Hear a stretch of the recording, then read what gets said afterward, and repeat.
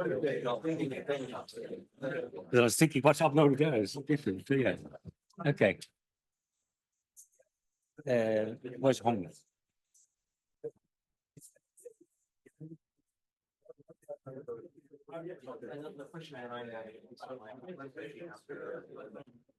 Okay, everyone. Good afternoon for this final session of the day, and we've had sort of a keynote. We've had a policy panel, and we've already had one session with 3 academic papers, and now we have a final session with a further 3 papers. And thank you for coming back. I should also say that there's a large delegation has just come in as also from the International Council on Environmental Economics and Development. So welcome to all of you who've just come in listening to the final 3 papers. So we're starting half an hour late, and therefore we also finish half an hour late with your permission. But I also hope that we're not going to overrun. So one message is to make sure that we got the balance right. And on the one hand, we do want to listen and hear all the fantastic new results of the papers, but at the same time, I don't think we should overrun. So I remember seeing Tola doing a job, basically having to tell everyone to stop talking. I hope we can just make sure that we tell your key messages up front, I would say, and then stick to the time allocation. I'm really looking forward to that. So it's 20 minutes for presentation max, and then 5 minutes for discussions, and then 5 minutes for time for about 2 or 3 questions. Now, the first paper, let's turn to the first paper. I understand that the title has changed, so let me just say the title correctly. So it's going to be on connectivity and its effects on interest rates and traded volumes in the Kenyan overnight interbank market. And it's a paper by Pia Weiss, by Victor Morinda, and Chris Green. So over to you for your presentation. Thank you. I'll go this way. Thank you very much for having me. Oops. And I'm very, very sorry to my discussant, because this is very much a work in progress. It changed basically every week. So the version I'm presenting now is not the version that my discussant got. And that is why I have to apologize to him. But this is research, and this is how it goes. So what is this all about? It is not specifically tailored to China or China-African relationships. It is about relationship banking and the state of banking in an emerging market. And I think it is still a subject that is vastly under-researched. And I cannot but point out how important it is, because in my personal view, nothing to do with science, it's just my personal view, most of the industrialized countries had their formative years hundreds of years ago.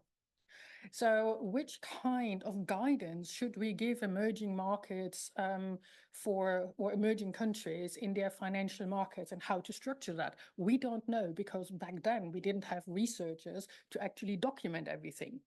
Yeah, so we are in a very peculiar situation where we have emerging markets on the one hand side, we have industrialized countries on the other side, but the struggles that emerging markets have is something that industrialized countries actually don't really understand.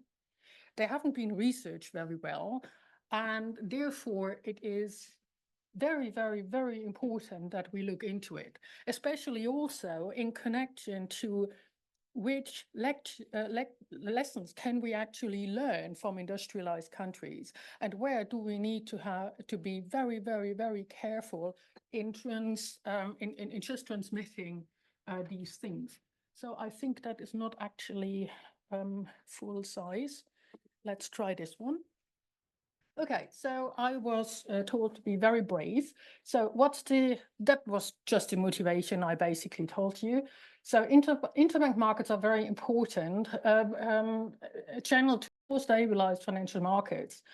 In general, in the financial literature, it has been apparent, again, mostly in industrialized countries, that long-standing relationships are beneficial, potentially reducing asymmetric information. So you would give a loan to another bank because you know they are good for it, even though the rest of the market wouldn't necessarily agree.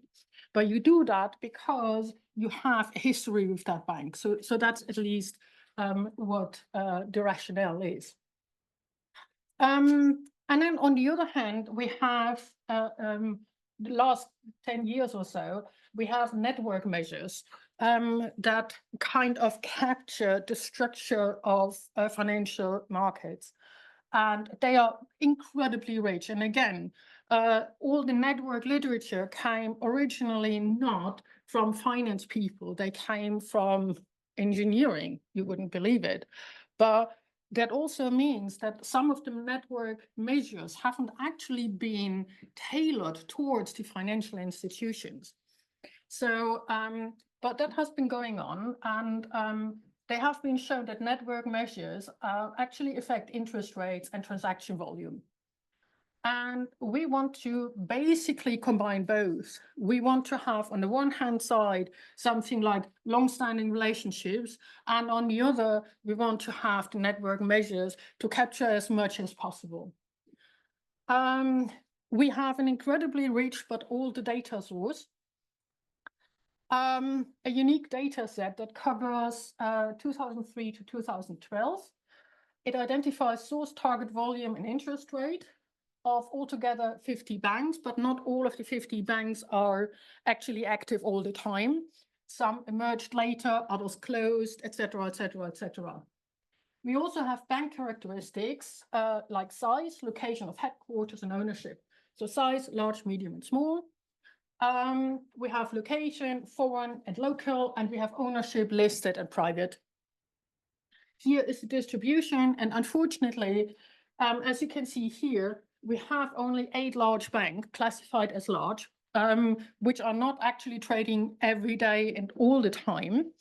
And that is also one reason why we shied away from interacting with size, location, and ownership, because we would basically over-identify.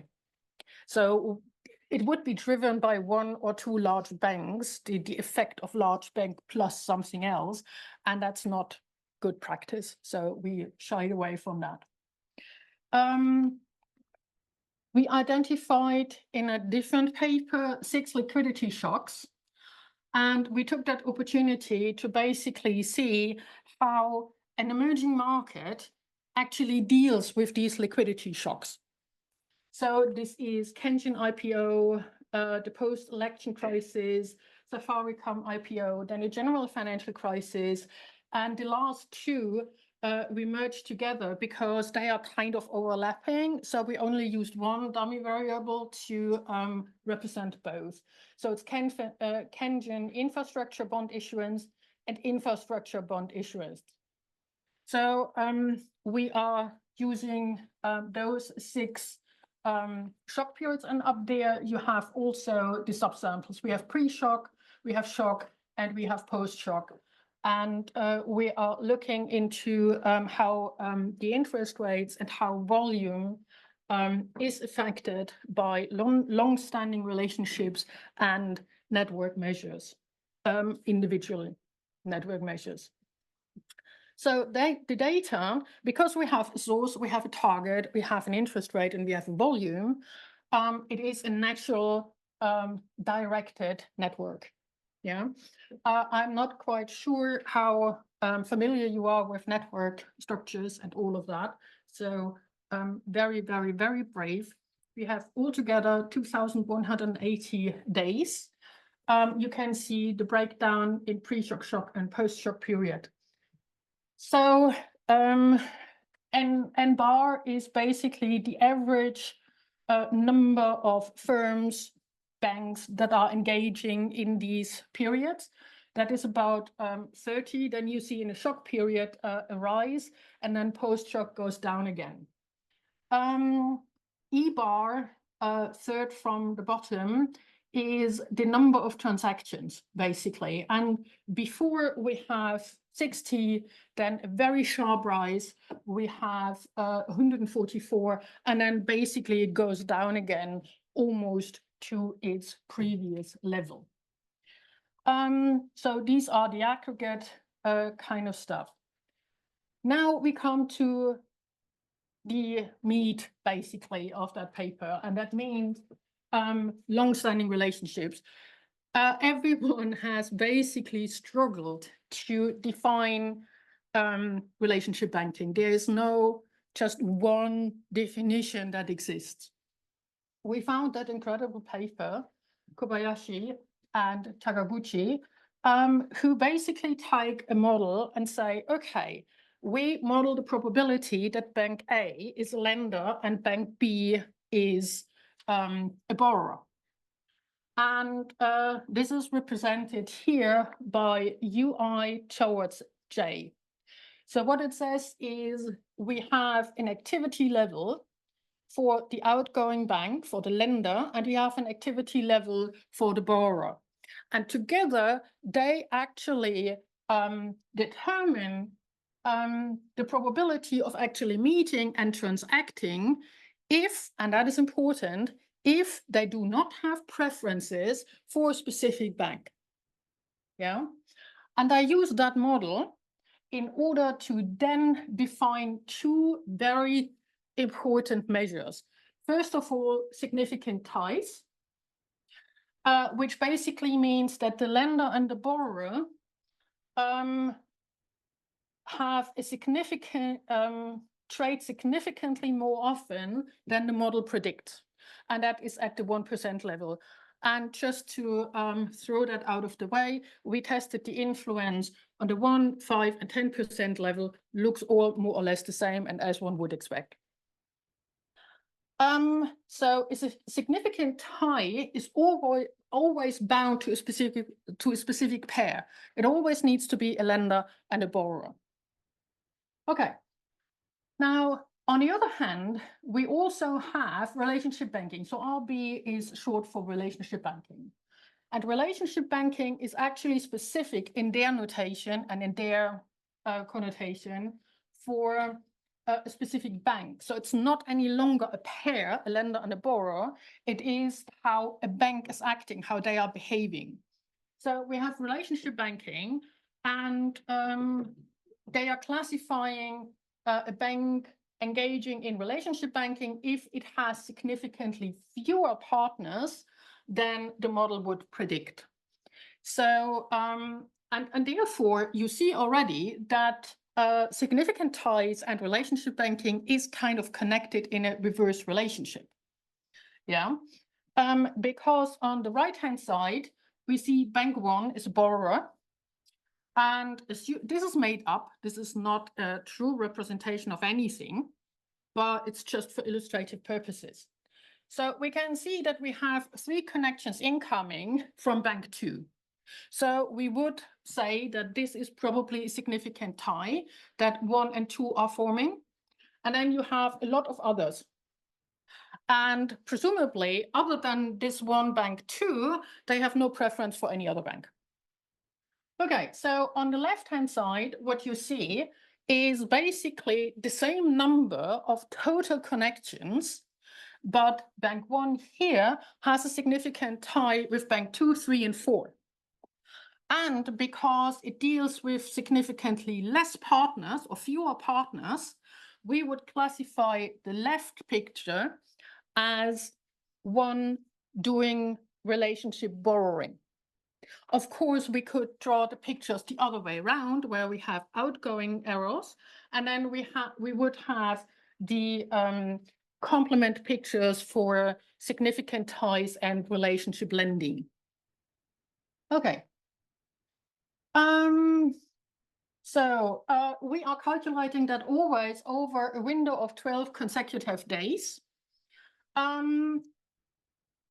And they are basically dummy variables for these consecutive within this 12-day window. Again, we did our robustness checks, and we actually determined that the 12-day window gives us the most stable network.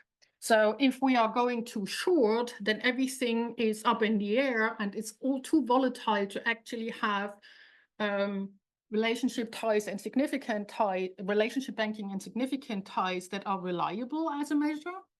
If it is too long, it becomes unreliable as well.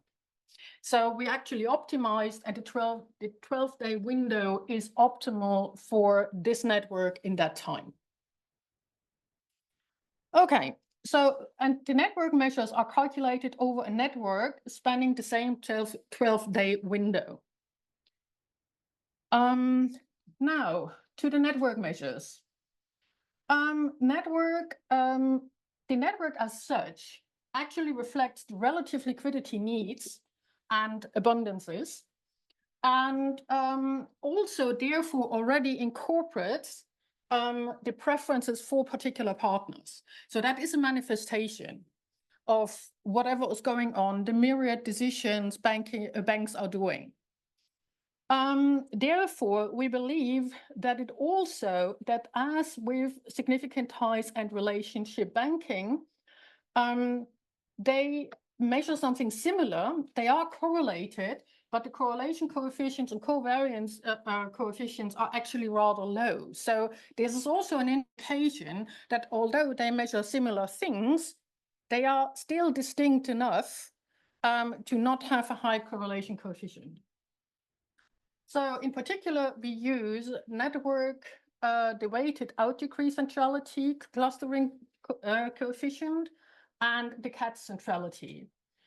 All of the networks are actually widely used, and yes, I need to jump now to the results we have. If you want to know more about how this all works, yeah, ask me directly now over the dinner or tomorrow, or I send you happily the paper once it's finished. So here are just clustering efficient, low clustering, high clustering coefficient, CAT centrality, and all of that. Here very shortly, and that's kind of important, the upper one shows the spread of the volume weighted interest rates, and I had to cut it from below and above, because as you see in the post-shock period, the furthest to the right, it goes out of all bounds. So it's getting crazy. So I had to narrow it in. But what you see is that there seemed to be a little bit of a difference depending on which period you are in. With volume, here the log of the bilateral volume is much easier. You can see that mostly if banks have significant ties, they are actually borrowing more heavily. And if they have no significant ties, the volume tends to be lower. We can do that for relationship lending and relationship borrowing as well. So here we have relationship lending, and again, in a post-shock period, it just goes wild. So what we learned over time is that this post-shock period, something's going on there, which we cannot fully explain. It's really weird, and I would love to have to study that a bit more. Again, if we have a bank that is engaging in relationship lending, the volume is higher. But this is not altogether astounding, because if you have fewer partners, each of the transactions you do tend to be higher. So same thing for relationship borrowing. Again, not really, as far as volume goes, not really astonishing. If you have fewer partners, volume tends to be higher. Okay, now we did random effects panel estimation. We had to do the 3 periods separately because they are just too distinct to merge them all together. And it has its reasons, because let's go there for illustrative purposes only. So we have data set from 2003, and we can see in other graphs that from 2003 onwards, they were finding their feet. So pretty much the pre-shock period is the one where they got actually to know how the market works and all of that. Then we have the shock period, and then we have the post-shock period. And as you see, post-shock period, totally different. Shock period also totally different, because almost all banks are trading all the time and with everyone who lends their money. The liquidity needs are partially so high. So therefore, we had to separately estimate that. And here are the results. For the spread of bilateral volume weighted rates. We included here the log of the bilateral volume as well, because eventually you want to do a simultaneous equation estimation. So we included that here already. By and large, what we see is when you go through all of that, and there I skip ahead, that subperiods are very different. Relationship banking and networks have predominantly negative effects on the volume weighted rates. The interaction terms, on the other hand, have mostly positive effects for lenders and still a negative for borrowers, which basically comes down to better connected lenders and borrowers are engaging in relationship banking and get therefore more favorable rates.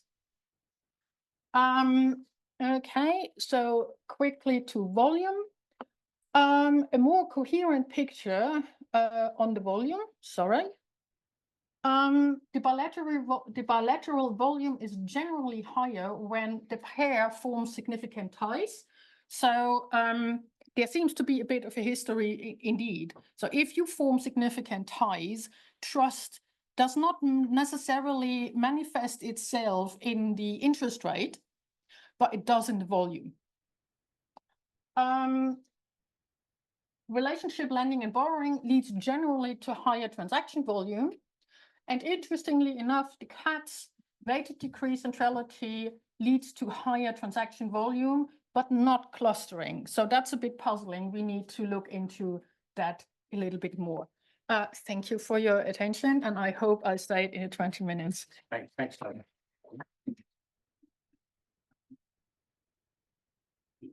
Yeah, thanks, Pia. Over to Martin for the final comments.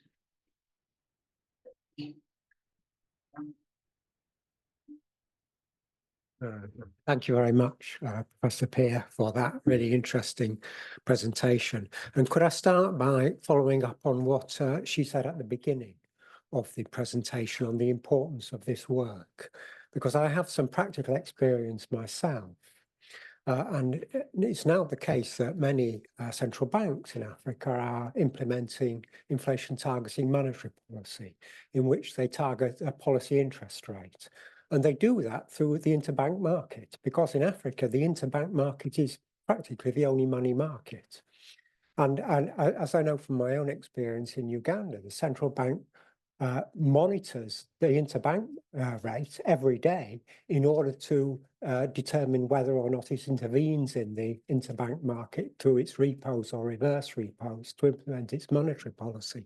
So understanding how these rates are being determined in the interbank market is incredibly important from the point of view of central banking. From my comments on the paper, I'll be briefly just 3 or 4. The first comment I would make is that there are various measures of connectedness and relatedness.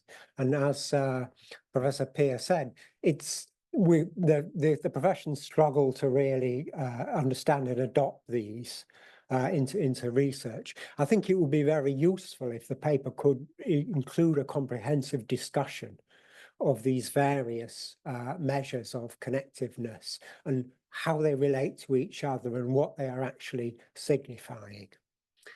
The second point I would make is that, I mean, clearly you have a good data set from the Central Bank of Kenya, but there may be other things which are influencing the interbank rates that are not in that data set. For example, the actual financial soundness of particular banks. it would be good if possible, and I don't know whether it is possible, if you could include some of those measures. And that might be asking too much, because I'm not sure that data would be available to you. You would certainly have to get it from the central bank, and it would not be available on a high frequency. But something which I think might be available would be, and which would possibly affect the interest rates and the volumes, would be access of each of these banks to the Lombard facilities or the CBK. Because it's undoubtedly, I think that many of the banks will have borrowed during this period from the CBK, either because they've not been able to borrow in the interbank market, and that surely would have been reflected in the rates or the volume which they are borrowing at. So maybe you should be controlling for that. And then lastly, I think that I mean, you've pointed out these huge differences, it appears, in the three periods, particularly between the period of the 6 liquidity shocks and the subsequent period. It would be really interesting if we could have more understanding of why these changes have happened. And will it be the case, if there are further liquidity shocks, will the behavior of volumes and interest rates revert back to what we saw in that period? Thank you.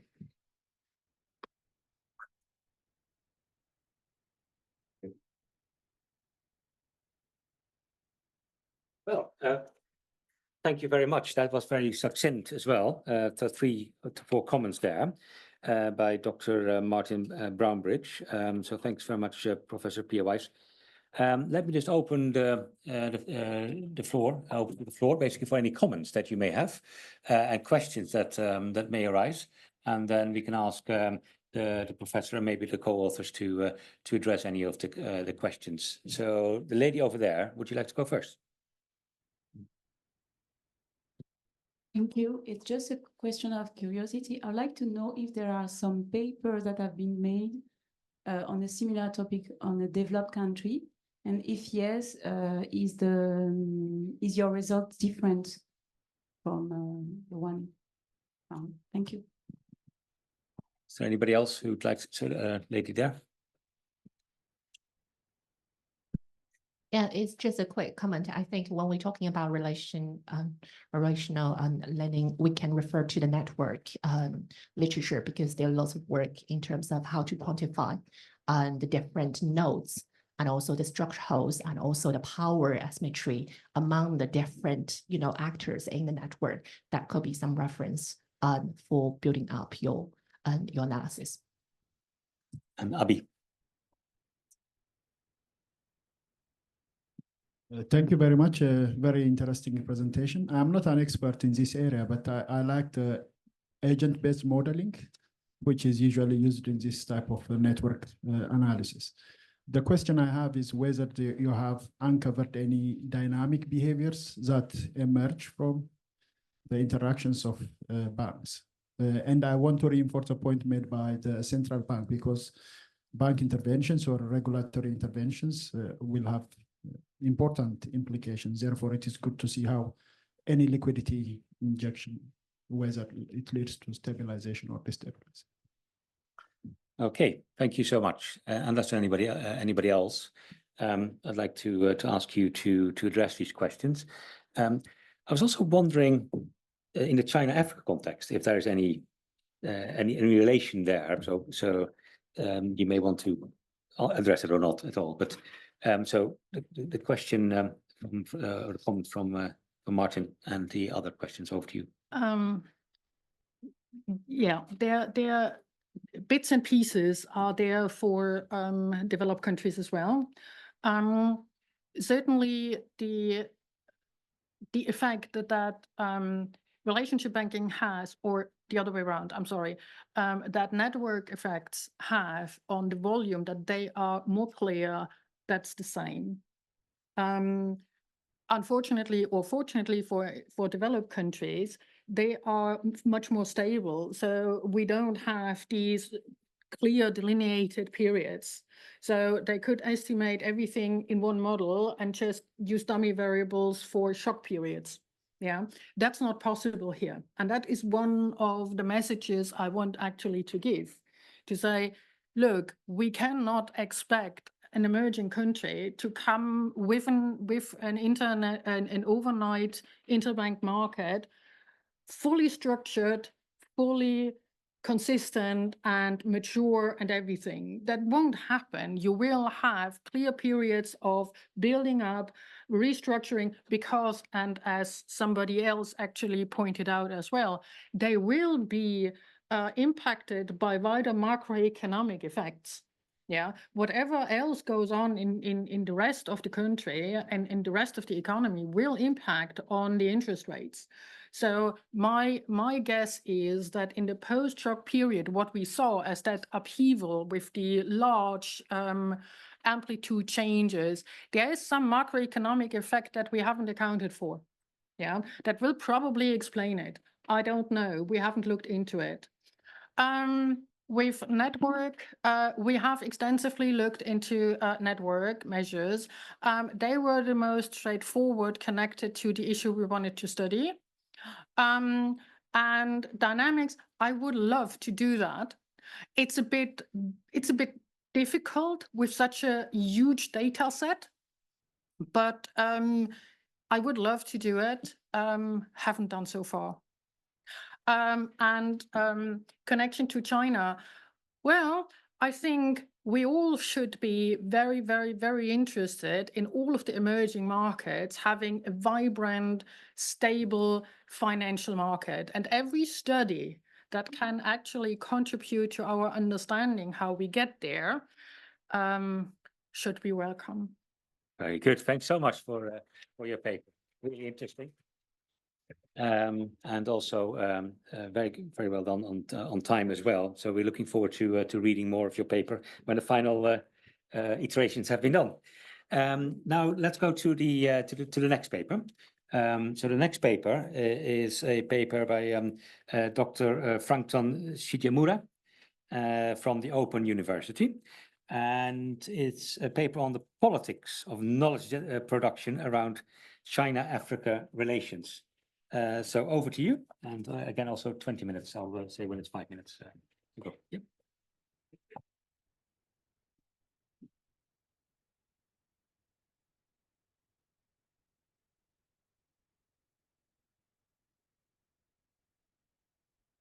I hope everyone can see me because I'm very tall. Well, thanks everyone, and thanks for the organizers for inviting me to this wonderful conference. I'm going to talk about a topic that is not so much related to all the presentation you've had since morning, but I think it's a topic that is important, especially the age we are in, and also because we are at SOAS. So my presentation really is going to invite you to think with me, but also hopefully by the end of it, you also ask questions that I'm asking. So what we are interested in this paper particularly is to understand political economy of knowledge production around China-Africa relations. And in simple terms, basically it's asking questions about who is publishing work on China-Africa, where is this work published, who is funding this kind of work, and who is leading or who are the leading authors or voices in this area, and what are the political implications of this. This is basically what the paper is all about. So in terms of the outline there, I'll try to give you the scope, which I've already done. And then I think we also need to take into consideration a justification of why focusing on this particular issue is important.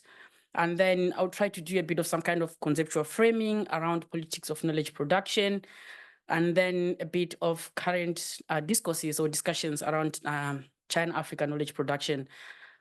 A bit of reflection on data and methods, and then a bit of preliminary results, because this is too much work in progress, and a bit of consideration here and there. So I would really appreciate if you've got sets of questions, comments, and suggestions, please, if you can share those with me at the end of the presentation, I would really appreciate that. So I think we all know that since the 2000s, the relationship between Africa and China has proliferated. And because of that, we also see kind of multiplication of narratives and discourses around this relationship. And And some of these really have kind of started raising important questions around what shapes these narratives around thinking about China and Africa and how these relationships plays out on the ground. We have seen what we call 3 scholarship camps emerging. The first one really taking a Chinese-driven analysis, where in most cases scholars are saying the reason between China and Africa relations is happening at the time is because China is kind of driving this. But then we've also seen what we call the African Agents 10, which is basically scholarship challenging the assumption that China is driving this relationship, rather looking at how Africans are also kind of driving the way they're engaging with China. And then we have more of a pragmatic approach to this, which is try to understand how these relationships are co-driven or co-determined.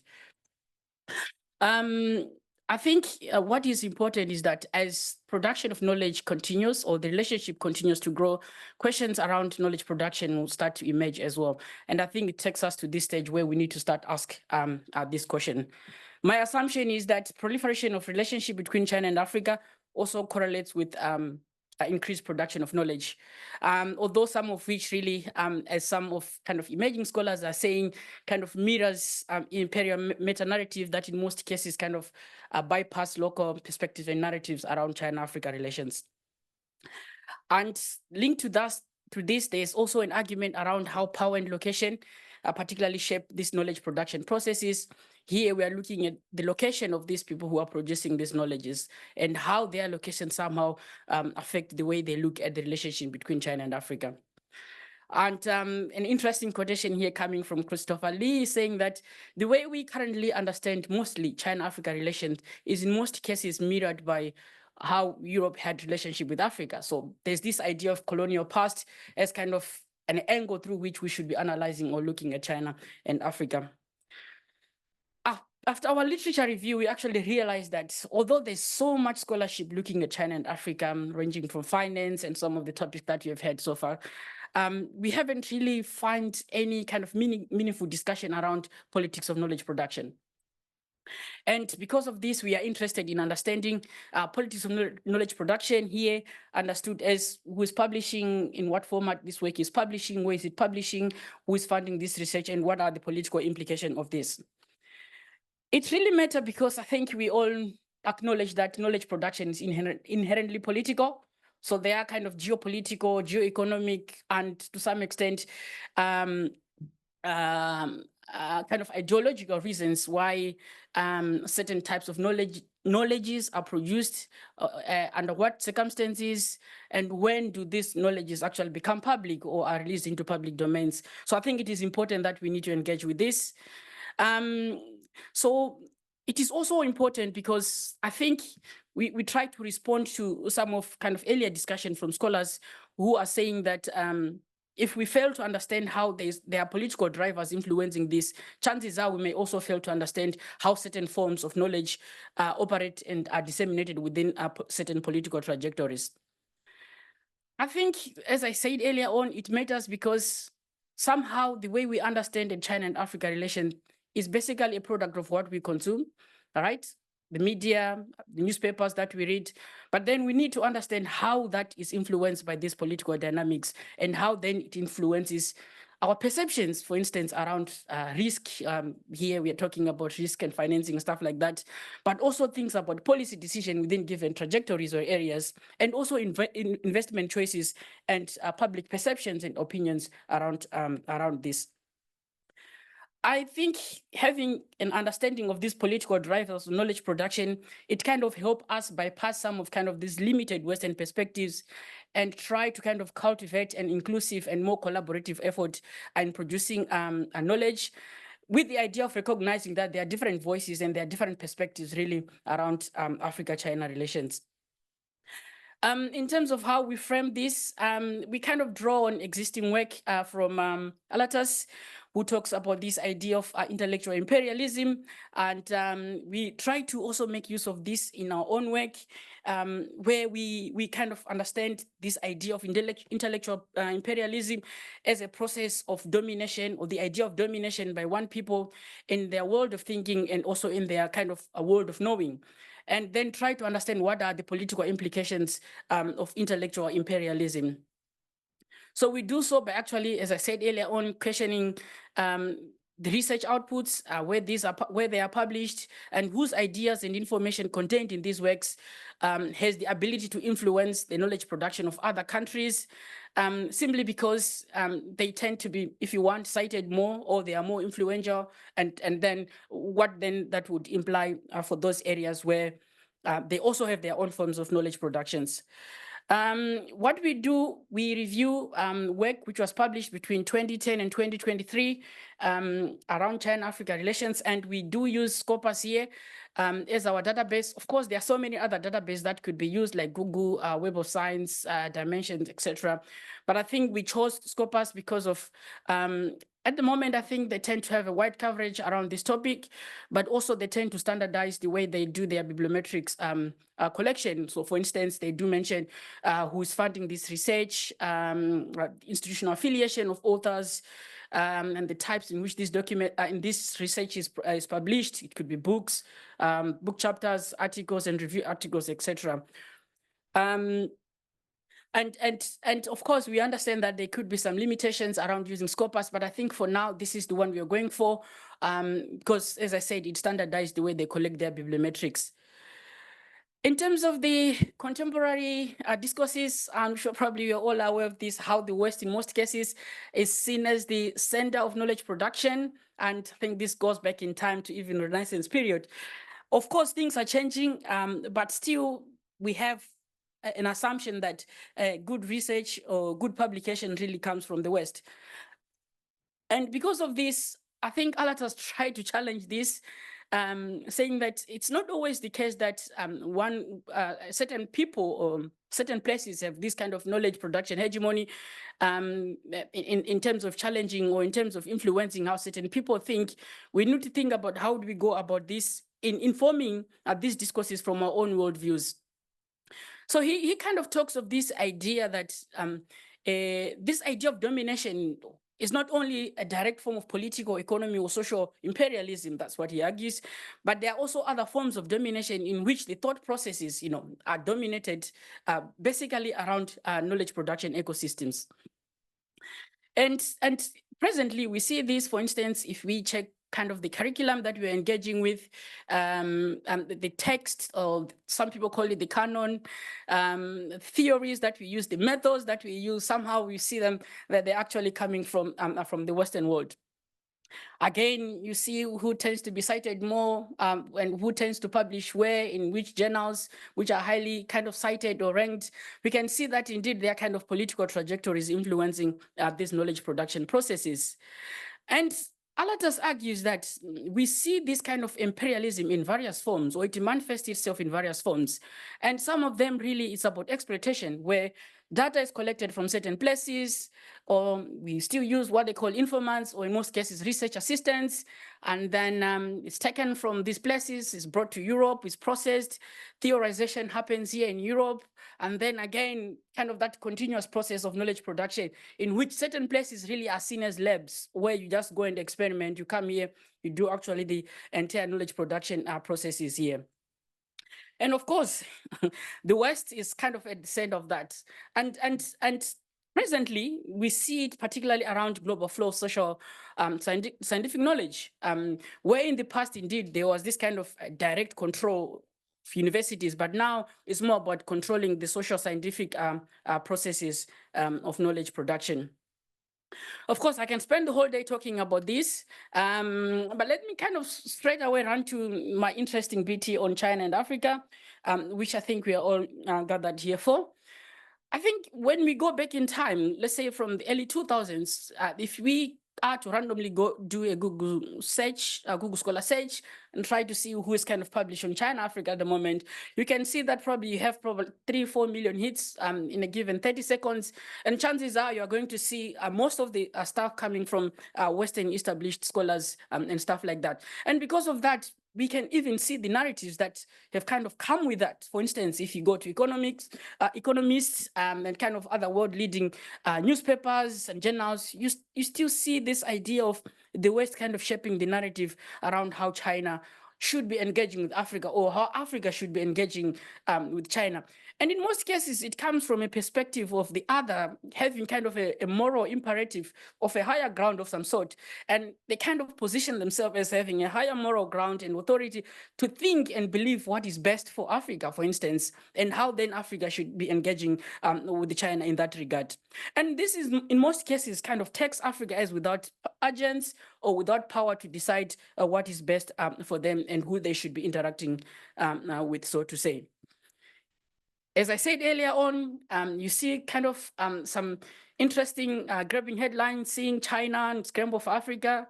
You also see these headlines around China and kind of neo-colonial endeavor. And we also see kind of this very never dying horse here about Chinese loans and this kind of predatory loans and this debt trap diplomacy, because these are coming from a certain predisposition which sees certain places as not having the kind of the power and the means through which they can make their own kind of honest assessment of who is in their interest to engage with or not. I will not really spend much of my time here because I think we are all familiar with this kind of these perspectives and narratives, which kind of paint an image of seeing either China as kind of the bad guy in Africa, or seeing Africa as in not being in a position to think about themselves or who they should really be engaging with.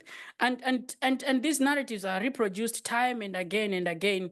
And you start wondering, why do we have this kind of repetitive kind of narratives being reproduced time and again, all right?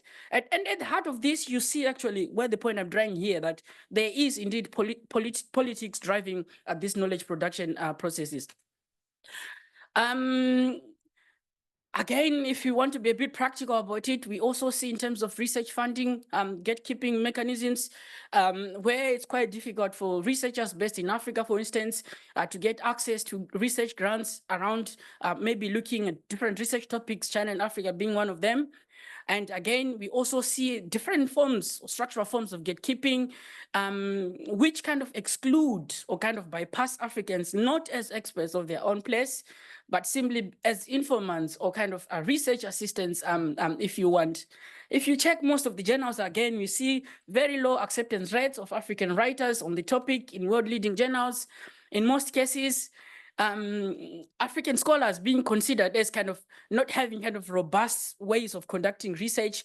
And I really like this expression where someone would say, in most cases, we are asked to provide more details than our counterparts in Europe when we are applying for research grants. And when we do have findings, we are always asked to contextualize our findings as if we have no idea of what we are talking about.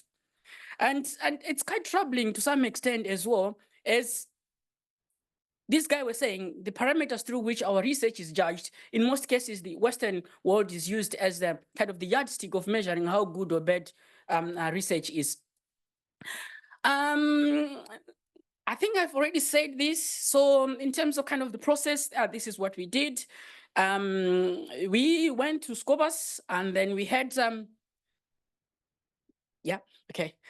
we went to Scopus and then we had our kind of search words here. Of course, this is just a summary. I think I have about like maybe a paragraph of this kind of search word, which we entered at different times, trying to see what the output was when we entered into that. And we then yielded around 339 documents, of which 213 were journal articles, 71 book chapters, etc. And out of this, then we tried to understand in what formats or in what forms these were published in. As I said earlier on, so we had books, book chapters, articles, and review articles. Because the main reason is that we wanted to understand in which forms or in what format this scholarly work is being published in. And then we started also questioning or querying author institutional affiliation, because we also wanted to identify where these authors are actually located geographically. But of course, geographical location and institutional affiliation on their own sometimes might not give you a big picture of what you are looking at, because at times we've got authors who are multi-located or who are multi-affiliated. So we might have someone who's affiliated here in the UK, in the US, or in Africa. So sometimes this might actually distort your data set. And then we also wanted to establish, of course, we looked at articles which had a declared funder. So who was funding this kind of research as part of kind of our inclusion criteria. So these are preliminary results and still much work in progress. But generally, as I said, majority of our paper, of the articles that we found, at least are journal articles. And then in terms of the subject area, again, we see majority actually published in social sciences. In terms of kind of institutional affiliation, we can see here, we have some authors who are affiliated with some universities in South Africa, St. Andrews in UK, China, Nigeria, and South Africa as well. In terms of by geographic location, what we have also established is that we have some in China, in South Africa, in UK, and several others throughout the world. In terms of by funder, of course, we can see the UK kind of taking the majority share here. But this is only with specific reference to ESRC. We also have some, of course, probably the numbers are below 10 or below 15, where we have funding coming from AHRC and UKRI in general, and other funding. For instance, you see someone saying University of Cambridge or University of, but of course, if you try to dig into that, you actually realize it's actually all coming from UKRI. And in terms of the journals where this is kind of heading into, you can see here per year with the Third World Quarterly kind of leading on this. Of course, we also have this, but if you check where this actually established, you begin also questioning why this is the case.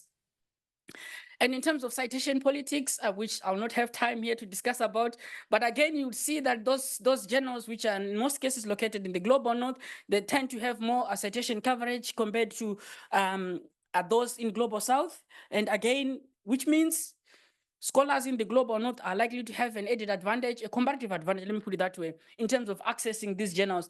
And this means that their work is likely to have more currents compared to those scholars who are in the global south. In terms of some consideration here, of course, there are some limitations. So our universe, particularly in this paper around the literature, is that which we got from Scopus, specifically for this period. So which means chances are there are other loads, millions of documents out there, but we haven't really included them in our sample size here. Linked to that, there are possible errors as well, which we have no control over, but this somehow does not really affect the argument that we are making in this paper.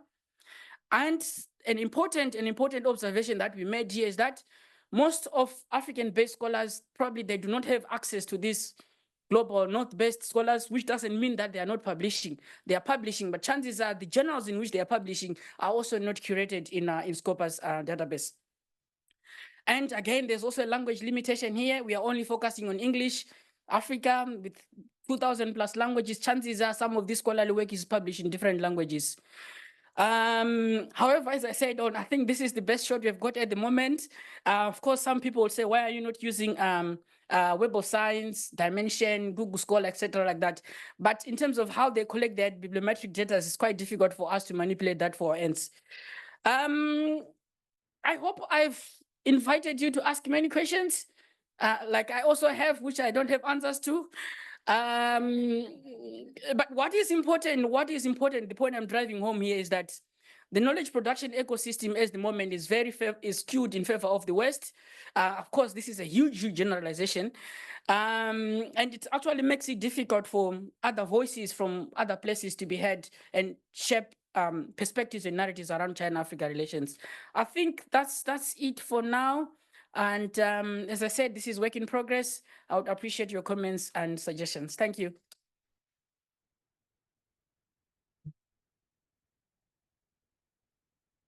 Well, thanks so much. I think you were standing tall on the politics of knowledge generation. I think that's fantastic. So fantastic. Let's have a discussant, Dr. Huan Zou from SOAS University of London first. And it's a really interesting paper, and it's very relevant to the work that we've been doing recently. So I'll tell a bit more on that after we've heard the discussant. Over to you.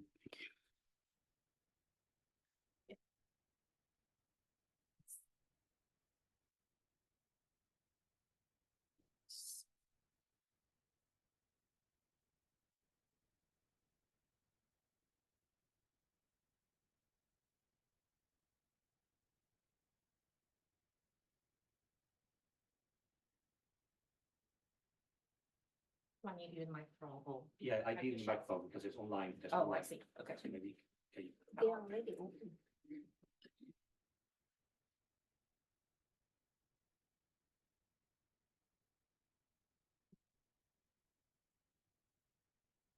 All right, first, well, we always have the technical hiccups, especially, late in the afternoon. I think it's a very interesting paper. And then, like you said, it really opened the door for engagement and discussion and for very broad, but very, very important question. I was given very short time period to prepare for my slides, so do excuse me if you find any grammar mistakes or whatsoever, but I try to elaborate a little bit more and in order for us to really try to work on this paper and then work on this kinds of engagement and discussion. So basically, I think the nature of this research is to understand what existing literature or we say knowledge stock in this field. It's a very ambitious way always to start from a review in the relevant field, especially when we're looking to China,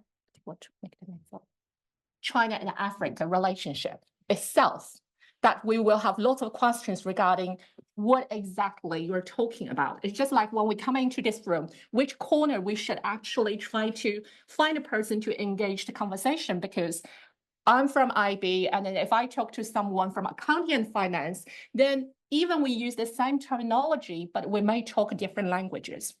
So that's why I think it's very important to think about China engagement in Africa, or in general, China and Africa relationship. They already change the focus or the dynamics of the topic you want to actually explore. So I really like the idea about you use the politics of a knowledge production, because most of the time when we do literature review, we want to know what exactly the research questions they're doing. But here you try to understand, in certain kinds of higher order about, who actually produced those kind of knowledge and what kinds of implications, that they can actually, help profilate the knowledge understanding of the topic. So I think this is a very ambitious, and this is very important by asking what knowledge is produced, and then by whom and with what political implication. This is certain type of question mark, why we really need to know the political implications rather than, in a more general sense. So as a literature review, and I happen to publish a systematic literature review with an interdisciplinary perspective. And I think is my experience can really actually try to help you out or contribute to certain kinds of further discussion on how to really go ahead with your work in progress. So there are lots of keywords that you mentioned, but the question here is that, are they too broad, right? Especially when we draw you guys back about this kind of relationship between China and Africa. Are we talking about political relationship? We're talking about trade relationship. We're talking about these kinds of finance and trade and investment relationship. So there, and even cultural relationship that, the social science and the humanities scholars talking about. So there are different dimensions, different levels, and a different interaction in terms of the China and Africa relationship. So in that case, we have to really think about whether those kind of keywords really grasp the true meaning that you want to do, or you actually try to open door and then try to think, I want anything. Then in that case, you even need to be more delicate in terms of the selection of the keywords. Now, you did talk about that Scopus at the moment is the best one that you can get. But I think at this stage, because it's still working in progress, do not close your door. Open the window up. Try to see whether Web of Science or other database or even particular journal outlets that really engage the conversation between China and Africa or Global South relationship, whether they really publish. So you always do certain kinds of match between this kind of extensive database and particular journal outlets, because this is the process of the data mining for literature review. And one more question is about, you also have different types of articles. Now, this is very interesting because normally when we do literature review, we tend to use the peer-reviewed articles because the book chapters or certain kinds of review articles, they do provide perspectives, but they may not be, on par when you especially go for the content analysis. this is exactly what you try to understand after collecting all this kind of descriptive information about literature. So I have the question about why you try to use the different types of articles in your review. But again, it backs to your fundamental question, to what extent you want to open this kind of a dialogue and try to understand the literature or try to understand production of the knowledge. Now, these are more detailed issues that we try to look into the next step. So fine-tune the scope of the review. Like I said, there are different disciplinary perspectives that can be looked into. And I'm so glad today I do not seem I'm the alone person here, because lots of topics I can resonate, even though from development studies perspective or even anthropological perspective, but we're actually looking at a core behavior of firm activities in Africa and in China. And I think, by bringing the different disciplinary understanding or literature really help us to understand particular topic, which we tend to talk to our own colleagues. But there is a greater room for everyone like today to engage the conversation and try to think about what kinds of theoretical perspectives that we do use. I had a conversation with Gabine before, is that when we're talking about network, people actually in IB talk network a lot. And then it's the same case as development studies when we're talking about institutions, right? So I think here is that you really need to think about, what kinds of disciplines that really help to build up a very, very substantial stock of knowledge at the moment. Yes, it's true. They might be quite westernized, but that's okay, because it really helps us to understand, and that's the purpose of literature review. We review what has been done before, and we review what we can do afterwards. Now, then I mentioned about keywords, so this leads to you. Now, the paper selection criteria, you did mention in your preliminary results, there's certain kinds of journal outlets. And then from my very naive and very limited knowledge, I think they're more from the political economy perspective. But to open up, I think at this stage, you do have the luxury to look into a wider selection of the database and journals, and to understand the different dimensions and even multiple dimensions and their linkages about this kinds of political, social, economic, and also even cultural aspects of the China and African relation. I'm quite surprised you didn't mention about systematic review by using the softwares, because this is quite a sophisticated software we normally use. And I strongly recommend anyone who actually interested in doing literature review, especially our PhD students, try to look into the Voice Viewer. And this actually helps you to really address your question about a clustering map. So talking about who are the leading authors, the leading organizations, and also the key knowledge topic by doing this kinds of mapping. So this really helps you to provide a more visualized understanding of the topic and then try to connect the different dots about those kind of things. Now, what's the next? And what's the purpose of doing that? You really provide a very broad perspective about why you came to this research topic and why it's important, not just from scholarly inquiry, but also policy and political discussion, that why different practitioners, policymakers, scholars, and even private sectors should engage the understanding of the importance of a dialogues and communication and collaborative work in this context.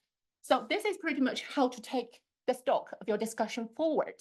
So we have a theoretical perspective, is that you mentioned about there could be quite, fragmented, talking about and China-centric, or talking about African agency or gatekeeping.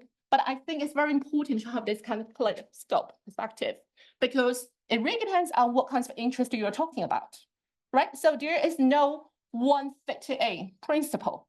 So that's why it's very important and critical to think about what's the base and what kinds of overarching framework that we can try to understand. The last point is, I'm not quite sure about ecosystem. We do use the ecosystem so often, but it's really a fuzzy word. And I think in practice, it really requires public-private sectors to be collaborative. But I'll leave that for further discussion. Thank you.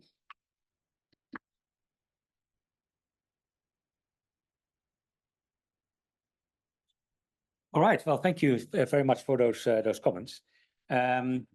So there's now scope for some questions, and like to go to Andy and then the lady there.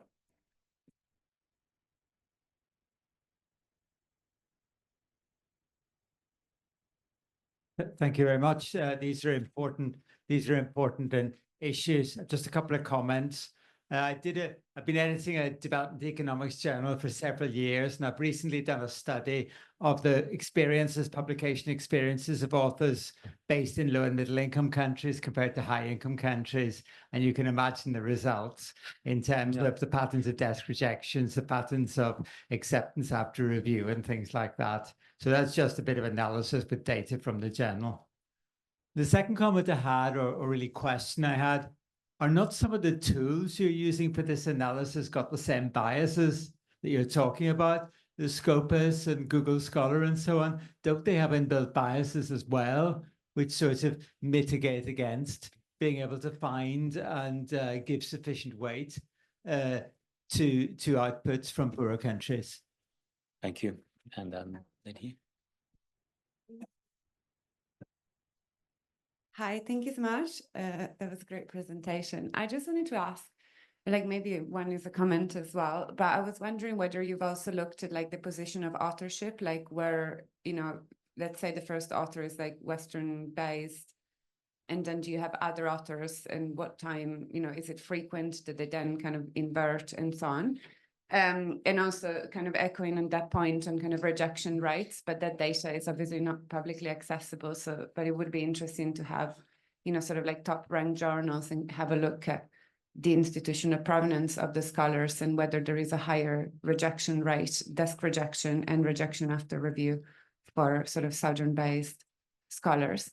But I also wanted to kind of highlight, you know, when you were looking at kind of the colonial sort of narrative, then how it emerged. But one thing that I've been noticing in, you know, obviously reading China-Africa literature on the daily is also this kind of like very masculine way in which it's portrayed, right? All of this discussion of China penetrating Africa, or like all of this type of dynamics that in other disciplines, like in international relations, have been looked at. You know, if you think about the missiles with the pinup girls on top, like this type of, you know, and then you, on the other hand, you have this representation of Africa as passive, and in the way, in the language that is often used, even on The Economist, New York Times, you know, as kind of this feminine energy of just kind of lying there, you know, waiting for China in this case. So it kind of echoes the sort of dragon metaphor, and I was wondering whether that would be perhaps another avenue to look at when you're trying to kind of set the scene of the different type of perspectives. Yes, the kind of new colonial argument and how it's emerged, the African agency term, but I think there's definitely also a kind of like a very masculine representation of this relationship too. Very interesting.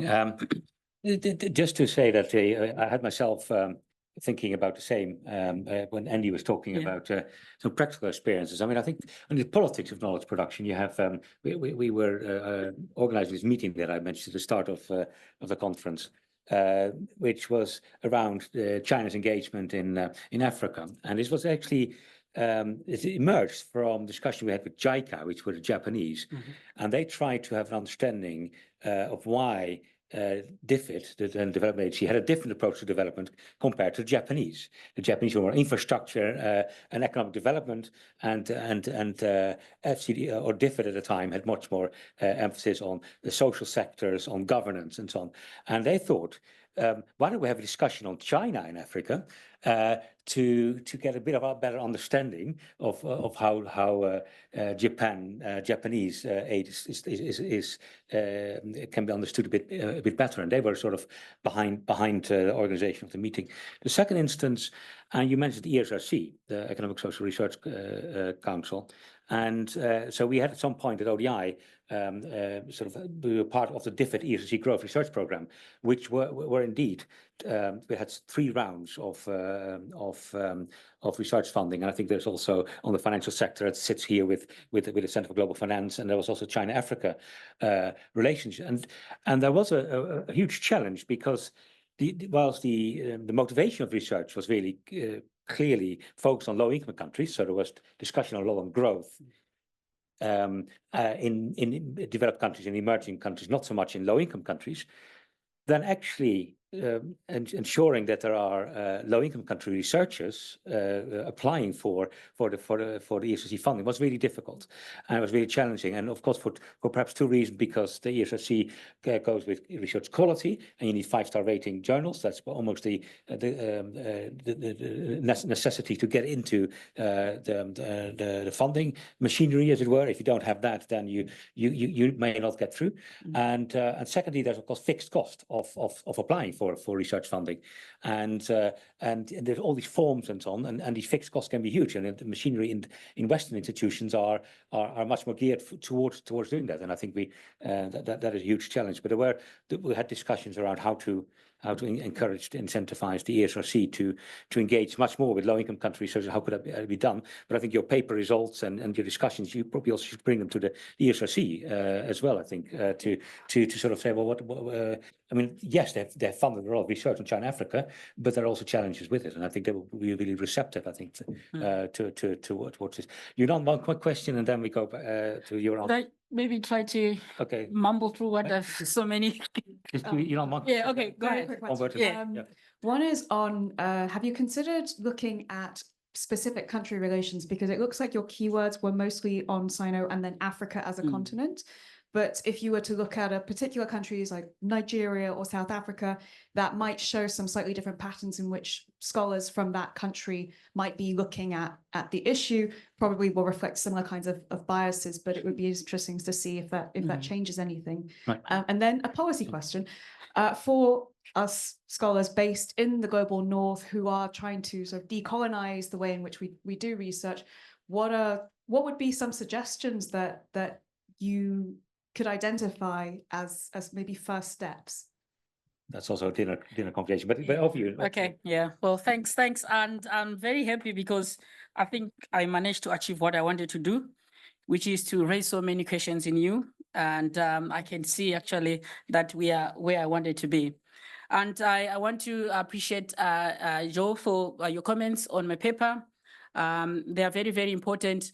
But I think what is really important at the moment, what we are trying to do without having to write 20, 30, 40 papers, is that at the moment, we just want to do a landscape analysis to see where the knowledge is coming from and where it is going. Of course, there is scope to, if you want to move into particular disciplines, so it could be international relations, international development, and I'm sure probably, at least from my own analysis, the results will not be that much different. All right. Yes, the scope is there that we can kind of narrow it into disciplines and focus particularly on that. But I think this is not our kind of initial objective at the moment. We just want to kind of have a kind of a broad overview of where things are at the moment. In terms of these keywords, the way we looked at it is that we tried to see if these keywords were listed either in the title, the abstract, and the keywords of that given article. So we tried to cover at least 3 areas, not just only the title. The idea is that at least if these keywords are mentioned in the abstract, the title, and the keyword section of that, then we kind of get a coverage of that. Of course, it has its own limitation because you then have a very, very big data set to deal with, but we don't really want to limit ourselves here. That's why we went large. Of course, yes, I agree with your comment in terms of not limiting ourselves on focusing on scopus. But I think with this kind of work, you need to start somewhere. And once, for instance, we have this scopus database, we clean it as we have done so far, then probably we can go into other databases like Dimension, Web of Science, and Google Scholar. But then the challenge we'll have then is that it requires more effort in terms of cleaning than it is at the moment with Scopus. But that doesn't mean it's not possible. It is possible, but it's more work from our end. So I appreciate that comment. Which other question should I go with? Yes, Elisa, I mean, there are several other aspects that we've included here. For instance, issues of race, issues of gender. But at the moment, we're kind of not looking into that. But yes, there's scope to focus on that. maybe let me just pick a practical question for you. I think what we are calling for here is really more of like decolonizing knowledge production ecosystem, yeah.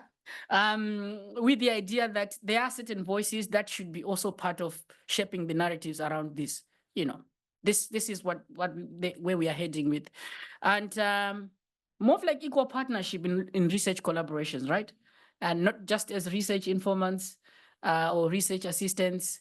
Of course, some are more structural, like for instance, with the SRC in terms of funding requirements, in terms and conditions. But is there a way we can start thinking about how can we go about to kind of bypass? But again, it's practically impossible at the moment, especially with UKRI funding. Good. So we're going to discuss that further during. Yeah, let's dinner, catch up for doubt. dinner. Have as many questions as you got, and then we take it from there. Good. Thank you so much. So we now go to the final paper, and we promised that it will also be a very provocative paper. So some very interesting paper towards the end, which is really good. It sets us up for dinner. The paper is by Winslow Robertson and Léonce Ano, and it's called Owning Assets or Injecting Capital, Distinguishing Between Chinese Foreign Direct Investment and Lending in African Countries. So over to you. Again, 20 minutes. I'll tell you when it's. I'll need 10. Okay, all right, that's good. Greetings, everybody. My name is Winslow Robertson, and we are actually going to try and go through this as quickly as humanly possible.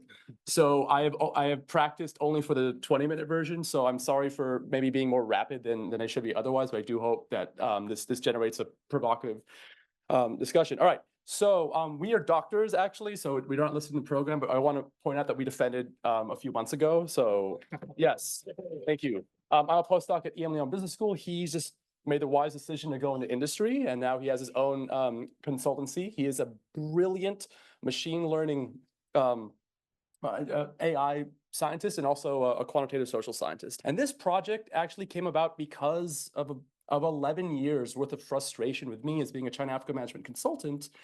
A lot of people use this word Chinese investment in Africa. And what ends up happening is once they hear that word investment, there's a whole constellation of things that happen after that word. And I'm going to map out how that matters. So first, let's talk about the title, Owning Assets or Lending Capital. So if some of you know Lena, she's tweeting about FOCAC, and she's talking about this $51 billion in Chinese funding. And of that 51 billion, about 10 is for investment. But if you look at another tweet that might be more prominent by Al Jazeera's English podcast, here's 50 billion, and all of it is investment, not 10. Okay, well, why does that matter? So a lot of you in this room are probably pretty knowledgeable of the role of FDI in something in the social sciences. And I'm not going to list these out, but there's a lot. However, much of this research seems to conflate almost all Chinese financial flows as investments or FDI. And we're going to tease out why that might be problematic and why that might actually matter for all of you if you are an academic or a policymaker or a practitioner. So, I mean, that's just research. But yes, this happens constantly. This happened just a few days ago about China's investments in Africa. Investment, investment, investment. So the first thing is, well, is this FDI or not? You have a $4 billion railway that some of you might be familiar with. But if you read in the article, you look at it, well, this is actually a Chinese contractor that's using a policy bank loan. Okay, well, some of you might be interested in attracting investment like this gentleman right here who runs a biscuit factory in Nigeria. That's actual private investment that some of you have been advocating for. Or somebody, Kent Chen, who's manager of the Grand China Construction Materials, he set up his first factory in Nigeria in 2015. Actually, I wanted to come in 2014, but then Ebola broke out. If I had come that year, I think business would have been better. So these are examples of investment in the way academics, policymakers, and practitioners actually use the term. But that $4 billion railway loan might not be FDI. And in addition, let's look at the World Bank Group. Here's a huge block of text, but I'm just going to focus on this. So even in some of this research, they're talking about we're going to code investments in 25 sectors. This database captures the small and medium private firms investing in Africa. So small and medium private firms such as a biscuit factory in Nigeria, so an SME. Contrary to common perceptions, there are few projects in natural resource sectors. Now, here's the thing. Common perceptions might say all Chinese financial flows are investments. But actually, these natural resource projects aren't FDI.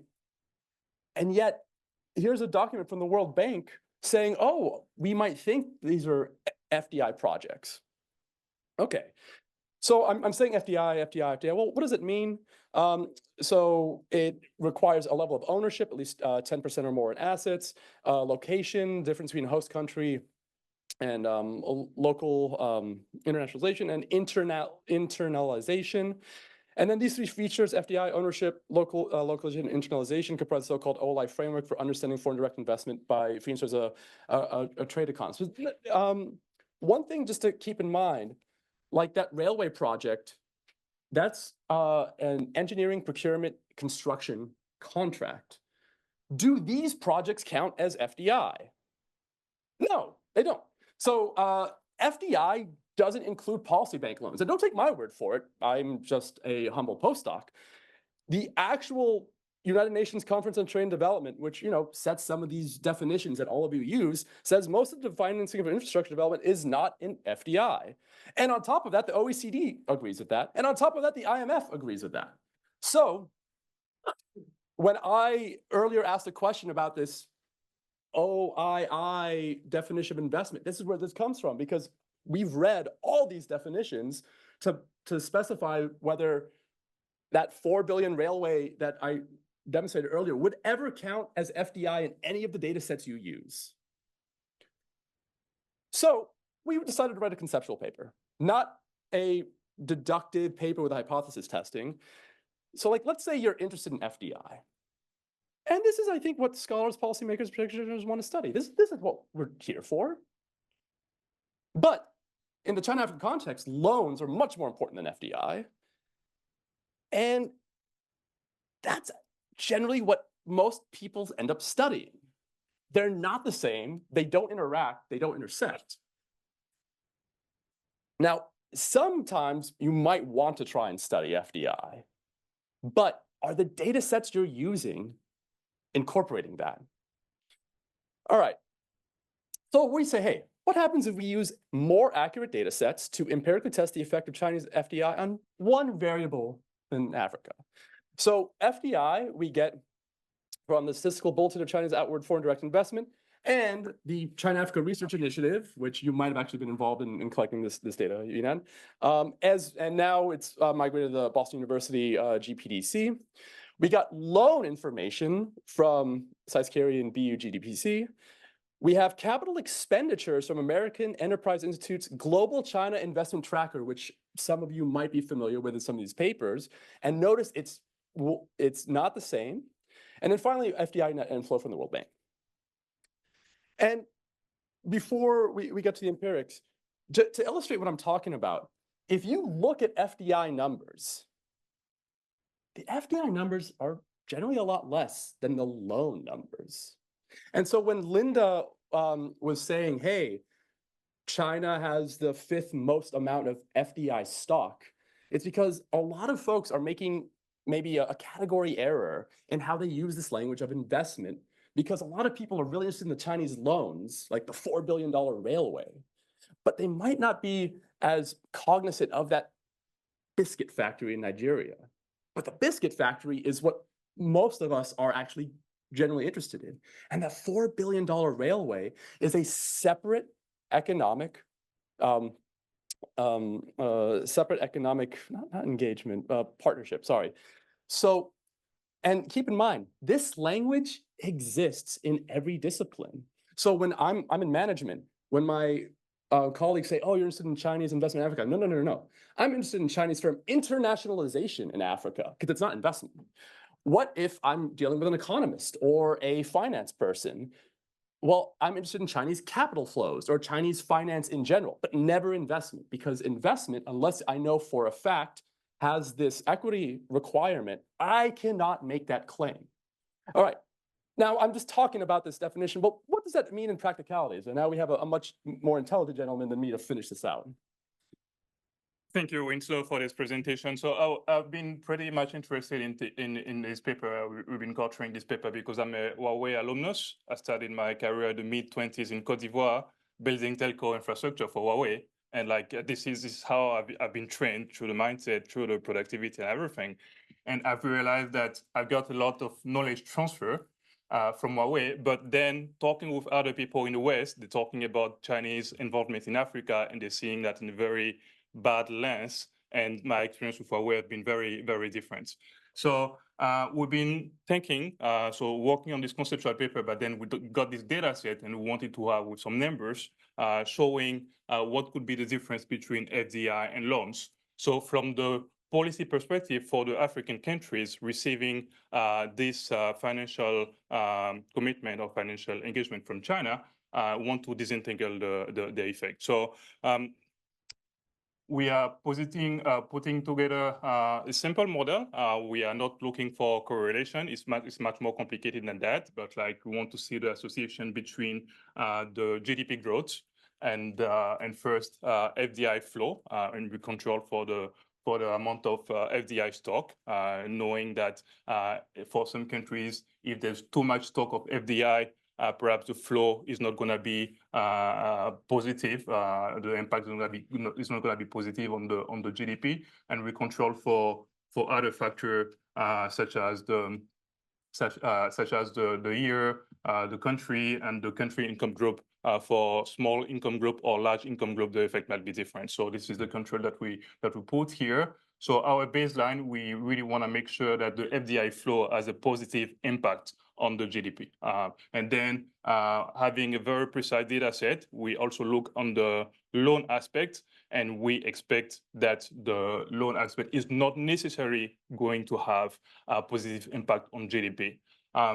Because through the FDI flow, through the equity, there's knowledge transfer happening. There are several mechanisms through which the investor, the Chinese entity owning the asset, is pretty much interested into having the asset being productive, whereas in loan, that might not necessarily being the case because the loan provider has different mechanisms to make sure that he gets back his money. So there's not really channel to make sure that the investment is really productive. So in our empirical analysis, in our baseline, what we have here, we want to make sure that the FDI flow is positively associated with the GDP growth. So we see that this is the case. This is positive and statistically significant. So this is okay in terms of association. Very simple empirical analysis, very simple model. And then we add another variable, which is loan, and we see that this is negative. This is not statistically significant. And then basic analysis of correlation, we're seeing that, okay, FDI and loan are different in terms of the impact on the GDP growth.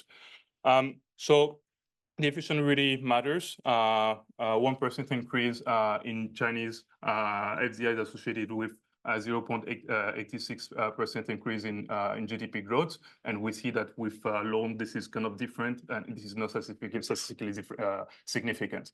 So the definitions that we use in terms of Chinese finance, if we are not sure about the data set that we're using, it's pretty much important to be precise and talk about Chinese finance instead of talking about Chinese investment, because when we talk about investment, perhaps we immediately think about FDI, which might not be the case. So these are other examples of some Chinese investor, Chinese companies owning assets in Africa that are working and not necessarily looking for government contracts. And this is from my experience from Huawei, I could see that for some project that we have with the private sector, with telco companies, were pretty much efficient because the client was like really pushing us to be pretty much productive. But with project that we have with the government, that was not necessarily the case, right? And also looking at the other literature, not really the Chinese literature, but like there was a report from the French Parliament looking at the French companies in Africa, and the report was saying that the companies working in the English part, not the former colonies, were much more productive than the one relying on the French infrastructure in the former colonies, right? So this is gives a little bit of perspective, know that perhaps the companies looking to rely on the state apparatus, perhaps also there's incentive to seek rent, and they might not be really productive. And this might be also more complex than that, and this goes back also to the conversation that's been discussed about embeddedness and things like this, such as that FDI also might be really productive because the asset owner, in the case of SOE, rely on another investor that's really embedded within the infrastructure to make sure that from the beginning of investment, we also reap the rewards of the investment that we're making. So thank you for your attention, and we're looking forward to the discussion and the feedback. Right, thank you so much. That was the final paper. Let's turn to Sandra for the comments. Over to you.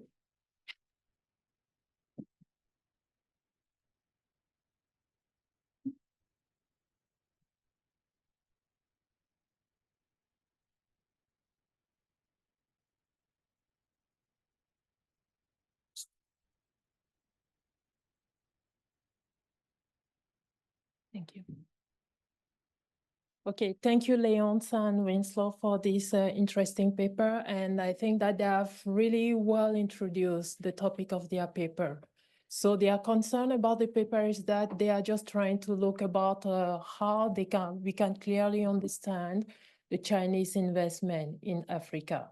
So due to this, I've just tried to just shorten and summarize the key aspect that they have just mentioned in their literature. And maybe for the other part that for me sounds as interesting is that I was just looking for some interesting aspect that could help to understand why is it so important to understand why we will have to distinguish between FDI and loans. Why is it so interesting for the African context? So first of all, about the literature, what they have just mentioned, and they have just tried to discuss, it is about all those confusion that we have around the concept of investment, Chinese investment. So they have just tried their best to gather several thoughts around this. And also about the data sources, as Winslow and Léonce mentioned, also the way the different institutions are just related and measure the Chinese investment in terms of volume. Sometimes they relate themselves as FDI, and other time they relate as loans. So we have some confusing in several reports about this part of Chinese investment. And also, what they have just mentioned in the literature is the different financial instruments used to try to understand this Chinese investment part. And all other aspects that they have mentioned that sounds interesting and make also their paper interesting about the literature was about the role also of the policy banks. So the way the different banks, or maybe the way the different policy are just designed, encourage maybe more loans. And we raised this also in the morning. Which type of source of loans do we have? Is it a private one or a public one? So there is also a need of clarification about this, and they have just tried their best to mention this in the literature. We have also other aspects as agency problems and need to clarify also the terminology. So about this also, maybe I've just tried to pick out the different objectives. I've just shortened because by reading the paper, I've just mentioned for about 5 objectives. So I've just shortened and put here 3 objectives. That also show the importance for your paper, maybe to narrow and maybe clarify again a little bit the objective of the paper. So among the 5 I've just picked 3 that sounds for me as important is that you have to, you are just engaged to clarify the distinction between FDI and lendings.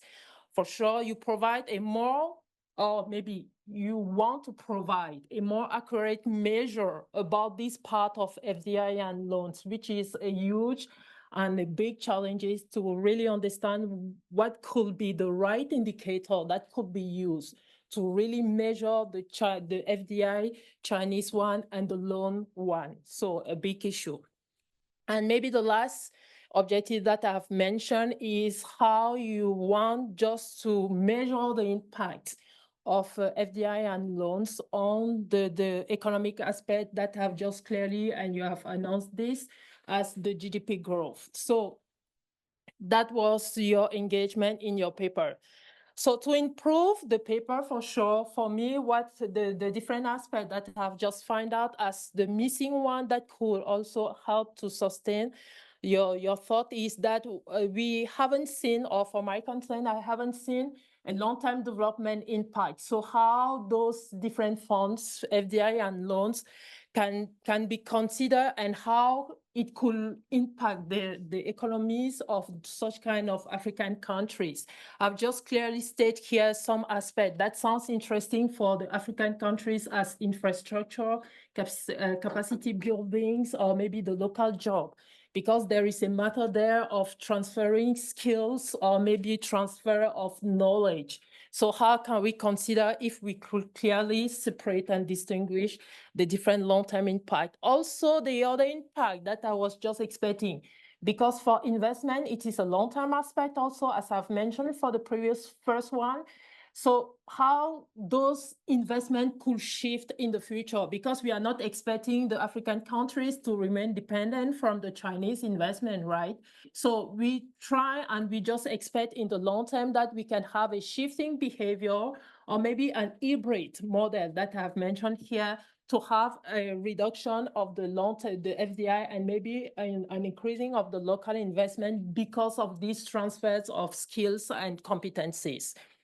So another important aspect for me that I was just looking for is how the local industry is just trying to improve, because we have just trying to identify also the role played by FDI and the role played by the loan in this case. And for the last one, how can we consider the alternative financing model? So for the Chinese investment, for sure, it sounds really important, but we have other international institutions or maybe other countries that are just investing in Africa. And this morning also one intervenant mentioned the fact that Chinese sometimes in some aspect is the third, could be considered as the third investors, because we have other competing countries that are just investing in such kind of area. So how can we just balance the information and consider other investors and maybe other international companies, and what could be their role to help to understand also why it is really important to relate ourselves about FDI and loan and clarify those aspects.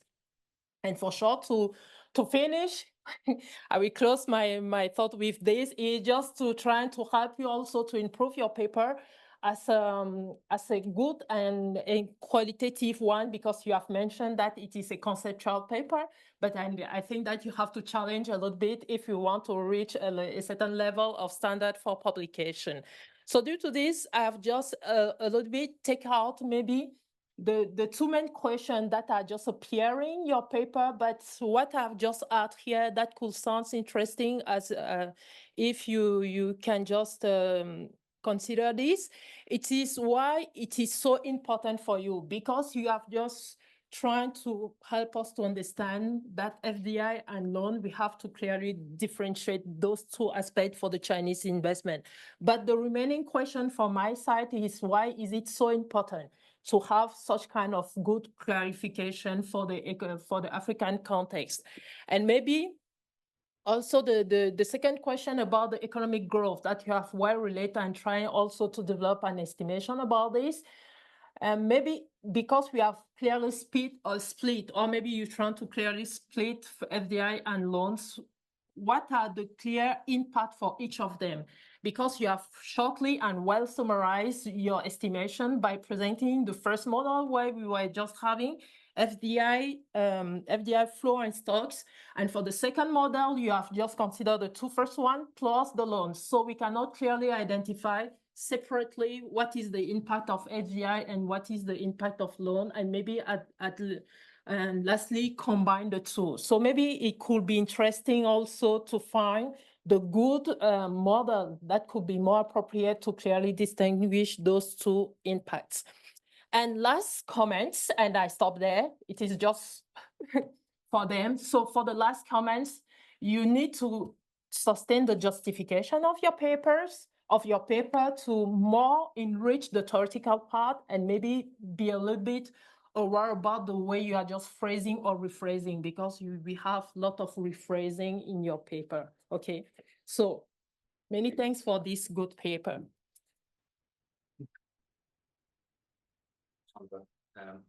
For the thorough comments. Okay, so are there any quick questions to be had? So there's two gentlemen there, three, and then we go back to the authors. All right, thank you very much. We use the microphone, please. Okay. So yes, in terms of FDI, I explained that we're using investments for finance, but not FDI. Of course, once we talk about FDI, they're talking about a 10% threshold, and then there's also management control. But apart from the investment of finance, it's also important to look at a certain feature of the local markets, because most of the studies that have looked at, let's say, FDI flows, tend to find that FDI does not really impact positively on growth. But when you interact with institution, the domestic financial market, then you begin to see the real impact. I did a study with one of my PhD students. We're looking at Chinese investment on poverty reduction. And interestingly, we found that the strength of institutions rather cause a positive effect of Chinese investment or Chinese FDI in reducing poverty. But the direct impact, we didn't see any significant result. Right. So you may want to consider. That's very short. Mine is very quick, but this is just out of curiosity and also ignorance. So rather than just distinguishing these two, but does your data set capture lending for FDI? Is there anything like this kind of model? I mean, you lend for acquisition or flows. I mean, does it capture such hybrid animals? Yeah. Yeah. So how is the FDI financed? Is it through reinvest? And the gentleman here, and then the final question. Good. First, a comment and then a question.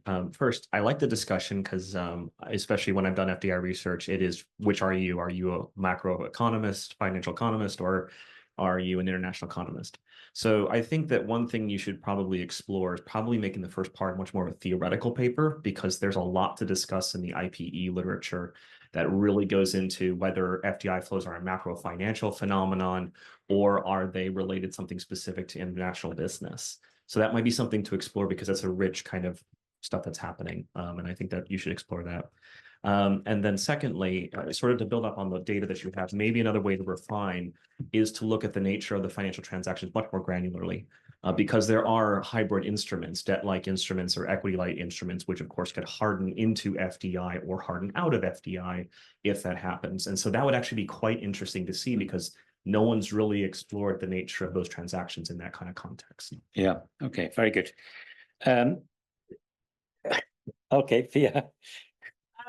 Not related to what he just said. Did you check whether lagging one more just the loans? When you studied loans, just add a longer leg, because potentially FDI is more closer to the market, so more closer to specific projects that are actually being built, while loans might actually come a bit later. So I would check for that. Good, thank you. There's one question online. The last paper about the clear definition of FDI and loan concept is very interesting, particularly given examples of the Chinese firm that has invested in biscuit factory and the railway loan given to the Nigerian government, which doesn't really impact the Nigerian GDP. Permit me to ask, is this not the recolonization of Africa all over again? What's Africa doing to resist this? Right. I think this is a really interesting discussion around the concept of FDI versus loans. So the question about what is FDI, how is it being financed? FDI is on the balance of payments concept. It's not a national accounts concept. It's not a gross fixed capital formation. And there are lots of differences here. And people are sometimes confusing different things. But so some clarity is useful. So over to you for your final minute, perhaps each, and then we close the meeting. Do you want to go first? Yeah, sure. Okay, thank you, Sandra, for your comments. First, so we have another session post this, so we're gonna discuss that further because like your comments are so comprehensive. We're pretty sure that from the empirical side there are a lot of things to do, and also from the theoretical aspect, we are very well surprised and like interested that our paper is getting many feedback, and we are sure that we have to work a lot on different aspects. So I'm not gonna get a lot into the details. For the last question or the penultimate question or comment about like how do we position ourselves, if it's a more macro or macroeconomics or IB, we still need to decide. And one of the things is that most of the authors, we are outsiders. My PhD is in operations management and machine learning, is in more like management OB, and Linda, our co-author, is more and more cognizant about that. So we really need to know more about this literature, and like getting such feedback is very interesting for us. So we still need to make many decisions about how we're going to position our paper and move forward with that. And there's also the fact of getting a little bit more granular in the data to understand the mechanism. So we position our paper initially as a conceptual paper, and then we get the data which is rich. So perhaps we also have to move to perhaps test hypothesis and understand a little bit more of the mechanism. If we have to do that in only one paper, you have to do that in two papers. So these are also decisions that we need to make, and we're pretty much aware of that, and we thank you for your comments. Regarding the other question of the interaction to understand how FDI is having the channel through which FDI is having impact on the growth of the GDP. Thank you for your comments of mentioning the institutional political environment. We'll need to also have to look into the data. And we haven't looked at the aspect of where does the money for FDI comes from. This is an interesting question. We'll see.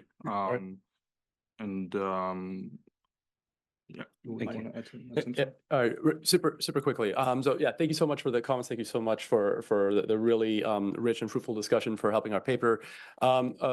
So we've already matched a data set that looks at basically 1,100 projects to loans, and some of these turn to FDI, but there's I can count them on a number of hands. In addition, just for everyone here, you should be very careful. We didn't show it. The China Global Investment Tracker, it's loans. It's not FDI. So if you work empirically on that, you might want to be a little more circumspect in your language about that. So just something to keep in mind. Well, we will definitely discuss lagging. We will definitely discuss how to position this as outsiders. And if anybody needs like an amazing like machine learning person, like Léonce can just do it. So just plug Léonce. And with that, we are done. Thanks so much for the paper. And that brings this this day to an end. I thought it was a really rich discussion with three fantastic and diverse set of papers. I mean, China-Africa economic relations isn't just about economics. It's a very multidisciplinary issue, and so we're very glad that we could discuss all those dimensions. Right. So I don't know whether I should hand over to Meng, but Hang Bo has already left us and preparing for dinner. So for those who are invited to dinner, we should convene at 6:30. And for all of us, we are due to come back tomorrow morning for registration and refreshments between 9 and 9:30, and we start again at 9:30. So thank you so much for staying right until the end. Applause to yourself. Thank you.